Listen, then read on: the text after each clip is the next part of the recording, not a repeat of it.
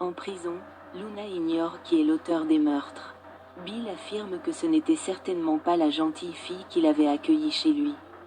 Luna rappelle qu'elle est enfermée, loin de tous ceux qui l'aimaient. C'est pourquoi elle n'arrêtait pas de lui écrire des lettres pour lui demander de venir la voir. Maintenant qu'il est là, c'est presque trop beau pour être vrai. Bill lui dit que lire ces lettres était contraire à son bon sens. Luna sait qu'elle n'a pas le droit de lui demander pardon pour sa compréhension. Mais si quelqu'un peut comprendre jusqu'où elle est allée, c'est bien lui. Bill rappelle que Luna pense qu'il a une sorte de intuition particulière. Elle dit lui avoir confié des choses qu'elle n'a dites à personne. Elle revient sur son enfance avec Poppy, sa drogue et ses interminables relations avec les hommes. Bill dit que beaucoup de gens ont une enfance traumatisante et qu'ils s'en remettent. Luna suppose qu'elle n'en avait pas la force. Bill dit qu'elle était sur la bonne voie. Elle avait un bon travail chez Forrester et un petit ami qu'il adorait. Luna dit que lorsqu'il s'est avéré qu'il n'était pas son père, elle et tout le reste étaient menacés, a-t-elle craqué.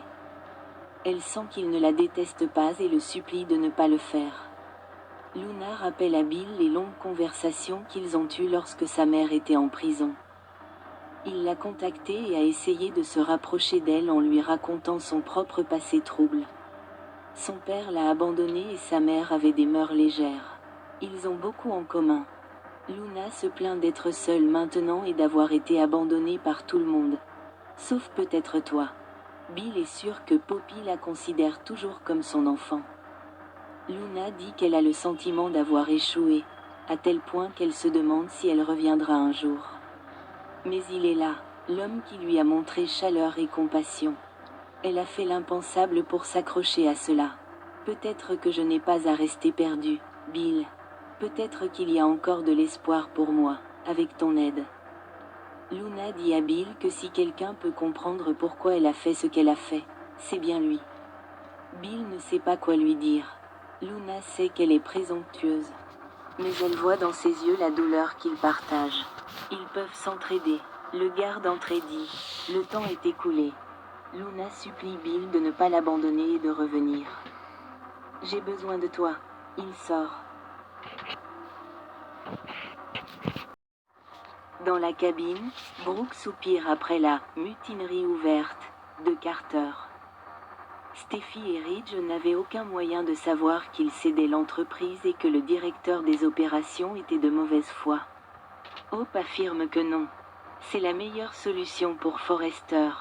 Brooke ne comprend pas comment il peut regarder Ridge et Steffi droit dans les yeux, leur arracher leur entreprise et vivre avec lui-même après cela. Brooke n'a reçu aucun message de Ridge et suppose donc que Carter n'a pas perpétré le coup d'État. Elle explique à Hope qu'il y avait d'autres moyens de riposter. Deux torts ne font pas un droit. Hope demande si Carter devrait continuer à laisser les Forrester écarter quiconque leur tient tête. Brooke rétorque que ce n'est pas leur tenir tête. C'est une attaque en règle. Hope lui dit d'arrêter. Elle ne se retirera pas après que Carter ait tout risqué pour les Logan. Je l'aime, maman. Et oui, bien sûr. On n'a peut-être pas fait les choses de la meilleure façon possible, mais Carter ne reculera pas. Et il ne devrait pas.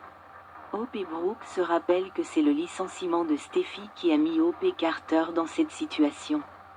Hope le trouve courageux de leur tenir tête. Brooke se plaint de donner l'impression qu'ils sont l'ennemi, mais ils sont actuellement attaqués. Hope soutient qu'ils sont responsables de leur manque de professionnalisme. Brooke aurait aimé la voir en premier. Hope aurait aimé la voir avant de se précipiter vers Ridge. Brooke s'exclame qu'une OPA hostile n'est pas la solution pour apaiser ses inquiétudes. Hope affirme que l'OPA est en cours et qu'elle sera là pour Carter à chaque étape. Hope sait que Brooke est déçue d'elle, et Carter aussi. Mais elle pense que c'est l'homme dont Forrester a besoin en ce moment. Elle s'estime chanceuse de l'avoir à ses côtés. Brooke s'inquiète de ce qui pourrait se passer chez Forrester en ce moment. Elle veut aller voir par elle-même. Hope prend son sac et dit qu'elle l'accompagne. Carter mérite d'avoir quelqu'un à ses côtés.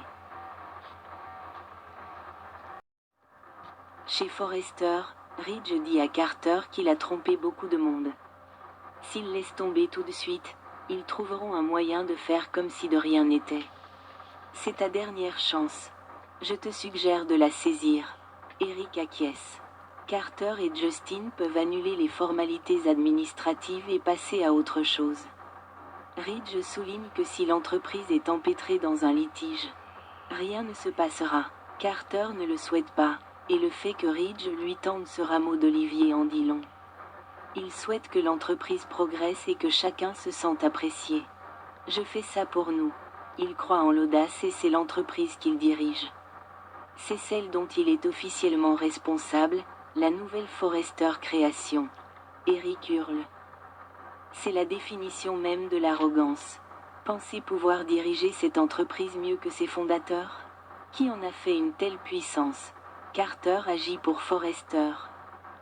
Justin affirme que la SARL est désormais l'entité majoritaire de Forrester Création. Je suis désolé, s'exclame Ridge.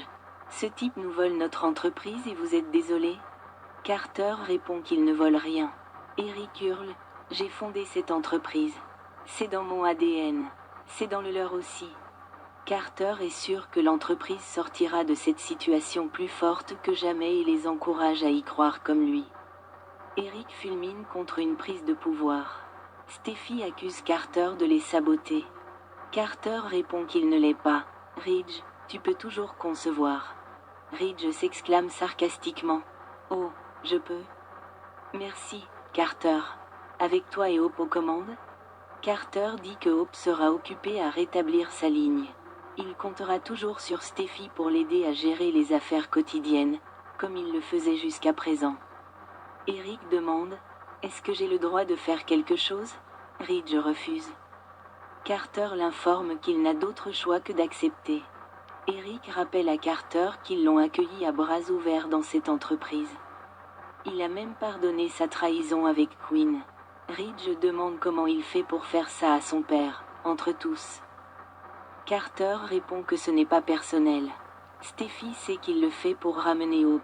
Carter admet que c'est en partie la raison. Mais l'entreprise est dysfonctionnelle et a besoin d'une personne impartiale pour la diriger. Steffi et Ridge ricanent. Tout tourne autour de Hope. Hope et Brooke arrivent devant le bureau et écoutent Ridge hurler à Carter qu'ils ne sont pas amis. Tu es un traître. Il lui répond qu'il se fiche de lui, de la famille ou de l'entreprise. Tout ce qui l'intéresse, c'est Hope. Tout ça est indigne de toi. Steffi répond que ce n'est pas indigne de Hope. Carter lui dit d'arrêter de parler de Hope. Ridge hurle que si Carter est déterminé à gâcher sa vie, il ne l'en empêchera pas. Je me tire. Brooke et Hope se dispersent tandis qu'il ouvre brusquement la porte. Ridge s'arrête net. Oh! La voilà, la grande Hope Logan. Tu es content? Es-tu content de ce que tu as fait à Forrester? Es-tu content de la façon dont tu as manipulé Carter? Brooke intervient. S'il te plaît. Ne parle pas comme ça à ma fille. Ridge continue. Tu sais ce que tu es? Tu es une sale petite garce. Carter tonne. Ça suffit. S'approchant de Ridge, il l'avertit. Ne parle plus jamais comme ça à Hope.